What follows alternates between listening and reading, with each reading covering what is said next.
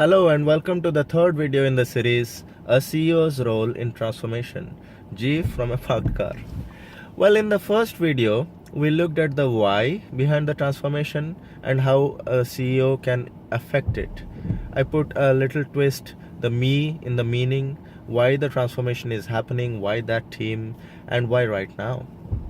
The second thing we looked at is the behavior and the mindset change. Now, the third thing we are looking at is the team mindset, the team beliefs, and what can go wrong, especially when things are not synchronized in the people part of it. I call it people power. So, what happens with leadership teams, especially for smaller companies between 15 to 50 staff? The leadership is so key that even a single mistake can jeopardize the entire transformation.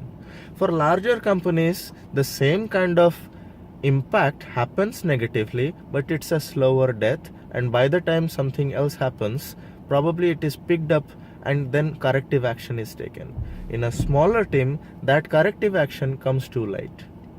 So the first thing the CEO needs to avoid is lip service. When you are not walking the talk, it is really not going to help inspire your team. Remember, we are talking about the human aspects in these videos, because the functional aspect, the operational aspects, all can be reduced to a series of steps.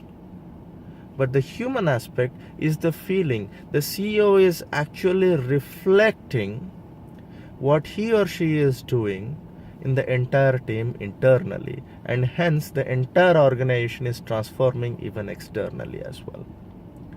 And when you are not reflecting what you are saying in the actions being taken, your team beliefs start changing negatively. Your team beliefs is a combination of everything that has been happening in the past, plus what you have told them to pull them to a different reality. You have shown them the dream, you have shown them how to go there, and now the team is convinced about it. But if there are mismatch between the actions, the talk, the culture, the various small things that happen on a daily basis, the team is now getting diverted. And the only thing you could be doing is now trying to gather them together. But if that happens regularly, you're already missing your team. And the transformation is not going to be permanent. It will be suboptimal results. It's not going to really help go from A to B. Probably you will have an elongated version of the past with slight ups where you see some benefits and people go back to doing things the old way. And that is not what you wanted to start with. Remember, people are the most important aspect. People are the most important aspect in transformation. Both management and your team. Both ways. And take care of them. That is the CEO's responsibility in this transformation.